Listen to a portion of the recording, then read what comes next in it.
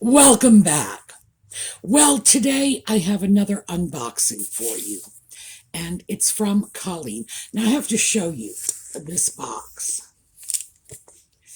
See this here, that mess? The box was sitting up like this on the floor. Audie hopped up on it and threw up on it. Not sure what was going on with that. To be fair, he has been getting a little sick. That's why I've been trying to change out his cat food. He objects, and he's winning that battle. I don't know what to tell you. But yep, threw up on the box. And whenever boxes come in, he claims them for himself. He'll sit on them, he'll sleep on them, he'll try to push them to relocate them. As far as he's concerned, a package comes in, it's a treat for a cat. Now, I understand this because people do send him stuff. So I'll open a box and, hey, there'll be a cat toy in there for him. So he's like, well, not exactly Pavlov's dog. He's sort of Pavlov's cat. You know, Pavlov's dog barked when he heard the bell. Audie gets excited when he sees a box because he's pretty sure there's a treat in it somewhere. If nothing else, he's likely to get a little bubble wrap or some styrofoam peanuts. So yeah, he loves boxes. So he commandeered this one. Now, he's not here. He's across the street playing on their downed tree. I don't even know what to say. He's just determined to embarrass me publicly. So we can open this box without fear of Audie crawling in while we're taking stuff out. So when we come back.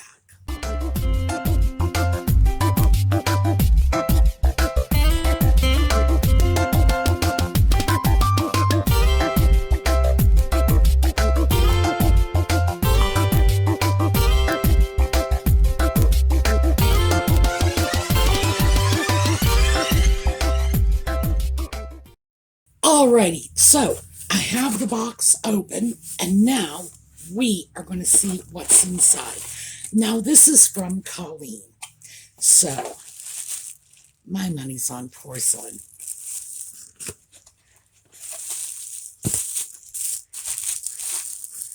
I'm so glad Audie's not here. Plastic, bubble wrap, air pillows. Oh, it's a cat's idea of heaven.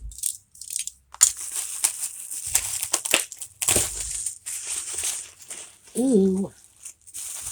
Ooh.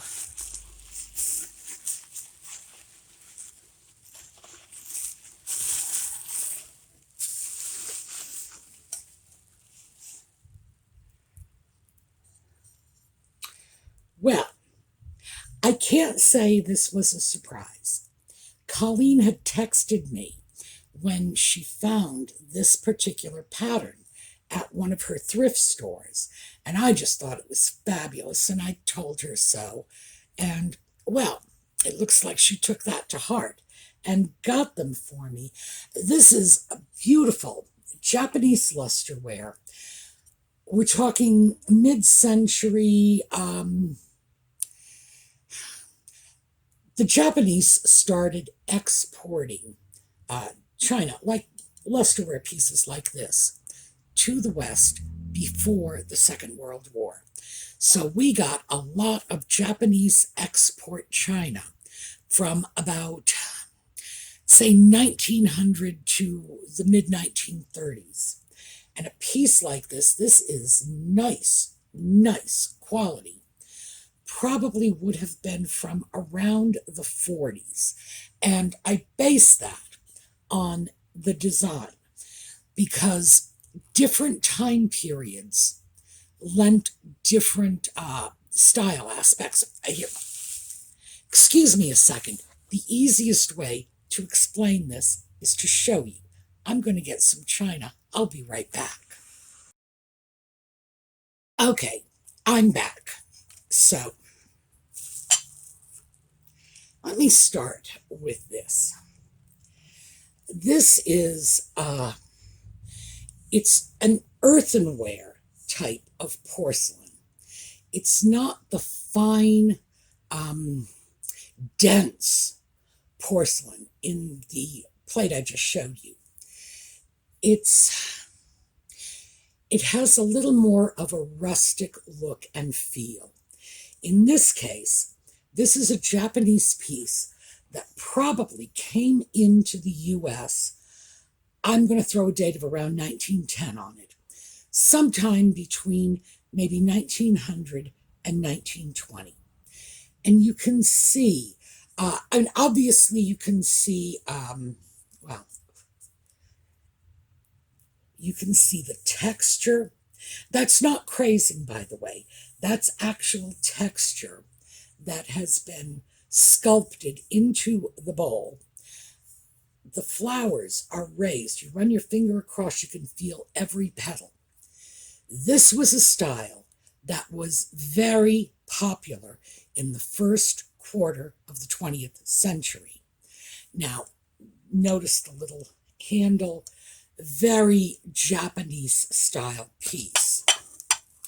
Let me show you another piece. This would be a little later. This probably would have been 20s to 30s. Again, we have all this texture. However, we don't have any embossing of the flowers. The flowers are simply painted on. And if you look at that, you can see they're probably painted on with a round brush, dab, dab, dab, draw a line, we're done. So this was a less valuable piece. This is more of a commonplace, well, I mean, it's a salt shaker. So it was more of a commonplace piece designed to meet a lower price point. What I want you to notice on both of these, now because we have to depend on lighting for this, and the bulb I'm using is yellowish. I'm not sure if you can see. These pieces are both, they are not white. They are sort of a,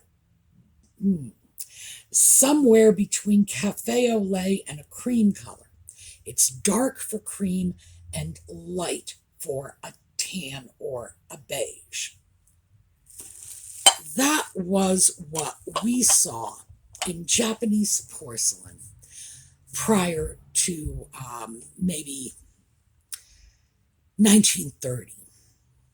When we got into the 1930s, later on, let me just take our pretty little 30s. And I am guessing this is around the 30s. When we got into closer to the mid-century, still before the war. Now remember, obviously, I don't need to tell you, we were not getting Japanese imports in the Second World War. Was not happening. We did, however, resume getting Japanese imports almost immediately at the end of the war. The reason for that is the Japanese economy was in absolute shambles. I have listened to historians say, and I don't think this was a justification. I think it was an explanation, saying that if the war hadn't ended with the bombing of Hiroshima and Nagasaki, it would have ended approximately 2 months later with the absolute starvation of the entire Japanese population. Their economy was devastated. They did not even have enough internal resources to keep their population fed for 6 to 8 weeks ahead. So now, and I have to be careful about that. I am not in any way suggesting that I or the historians I'm talking about were attempting to justify the bombing. That was another generation. I wasn't alive when it happened, and I'm not going to deal with that. It's just that because we're talking about Japanese export pieces that were imported to our country, the Japanese economy is a major factor. As soon as the war ended, the U.S., and I mean, like it ended on a Saturday, and by Sunday morning, the U.S. was in there gearing up production. Why? Because it was an absolute necessity. The people were not going to survive if they didn't massively turn on their economic engine and start producing. It's just, it is what it is.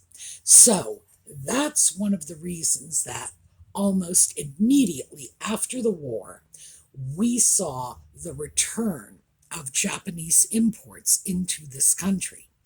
It, as I say, it was an absolute necessity.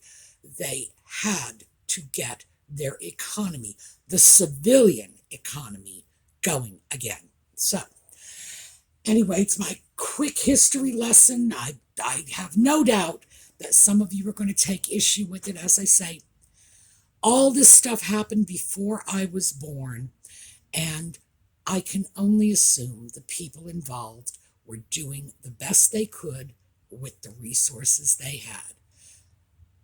To our great benefit, we got some gorgeous porcelain from Japan. But as I say, this is probably a pre-war piece.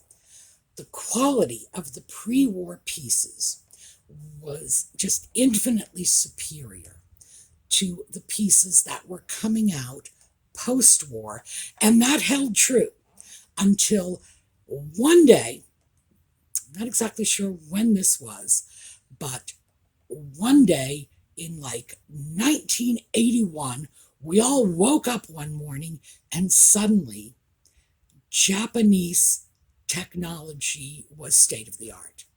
And by the way, I'm joking when I say 1981. I do not know when it happened, but it happened like this. Made in Japan for decades meant cheap, shoddy, pennies, buy it at the 5 and dime store, worthless, etc. And then one fine day, and it was in the 1980s, it was just all of a sudden, not just stereo equipment, cars, all these high-tech appliances, microwaves, etc., suddenly made in Japan, was the mark of superior technology, of advanced production techniques, of incredible quality. We started to see the beginnings of this. And it was in the late 70s we began to see a little of it, but it was in the 80s that it really, that push came out there. So when we see something like this, if someone said to me, this is porcelain coming out of Japan today, I would have no concerns. I would not even be surprised, because this is very high quality, and they are now known for high quality production. But when I look at a piece like this, I can date it very quickly and easily to the pre-war era, because the finest porcelain was pre-war.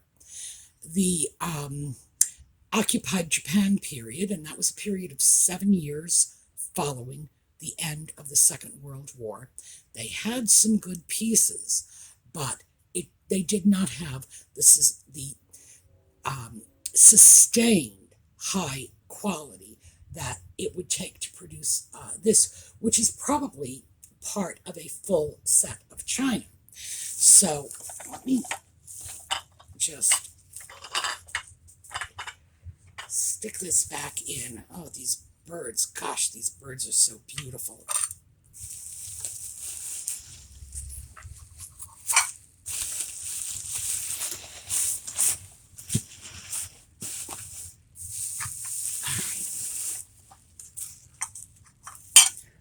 So now, we're holding up our beautiful lusterware. Let me grab our salt shaker so you can start taking a look at some of the differences. So, and basically this is telling you where the differences can be spotted from pieces that came over in the early 20th century to this, which is closer to the mid 20th century. Now let's look at these together. Oh, here. Sorry, because this is painted on the front. It's not painted on the back. Now, if I hold these side by side, I think you can see the color difference between these two pieces, even though, as I say, we've got a very yellowish light shining on us. This is shock white. This one is very definitely into the creamy beige. That is one of the first indicators of an early piece. The heft. This piece is much heavier than this one. Also, the thickness. If you look at this on the edge, you can see how thin this porcelain is. And by the way, this is not even super thin for Asian porcelain. This is about average. This is what a good quality dinner plate would be. It's not unusually thin. Still, when we look at a piece like this, so much heavier, so much thicker. Cork in the bottom of this. Oh, actually, that won't help anyway. There is no exposed edge in this, unfortunately, because even if I pulled the cork out, I don't think you would be able. Well, we're going to try anyway. Maybe you can see. Let's see if I can get. All right, can you see the thickness of the porcelain? It is much thicker. Very different quality piece, different style. When you look at something like this, you know you're dealing with something other than fine porcelain. But the thing is, that's okay. Now, I love pieces like this, I have to say. If I had my choice of beautiful, fine stuff and the more durable day-to-day pieces, I'm always going to grab for these first. It's not just a question of, you get a piece like this and yeah, it can take a beating and, you knock it around, you get a nick, who cares? No. I find they have a wonderful beauty and a wonderful integrity to them all on their own. And it's just a style that appeals to me. So I like the fact that it's older as well. I like the fact that when I look at a piece like this, I'm seeing something that sat on a range in the 1920s to 1930s. That appeals to me. So everybody has their own taste in this. And I'm just glad we had a few minutes so we could take a look at this and sift out a little of the differences between early 20th century Japanese export porcelain and then mid 20th century. This is, mind you, this is before the war, when it was very high quality, because we have had a chance to talk about things like geisha ware. And you know my theory on geisha ware. Some of it is nice, most of it is junk. When it was just being thrown out there and it wasn't really high quality, it really did not show off the skill, the workmanship. It's nice to be able to look at some pieces that do. So, Colleen, I am delighted with these plates. They are gorgeous, absolutely gorgeous. I am saving the bubble wrap for Audie because I'm sure there are a lot of you saying, oh, I can't believe Audie's not going to get to play in the box. I'm going to take the plates out of the box. I'm going to set the box down. It's full of bubble wrap. He's already thrown up on it, so he knows it's his. And I will let him roll in this box until he's finally sort of worn himself out, and then, and only then, will I dispose of the box. I know, we all need to let Audie play, don't we? All right, so that is what I have for you today. I'm sorry today is a shorter video. Yesterday's was a longer. One of these days, I'm going to figure out how to sort this out so that, they're all the same length of time, but I haven't quite worked that out yet. So anyway, thank you for being with me. I will see you all this evening. Well, those of you who stick around for Just Chatting, I will see you this evening. The rest of you, I will see you next weekend. So have a terrific day.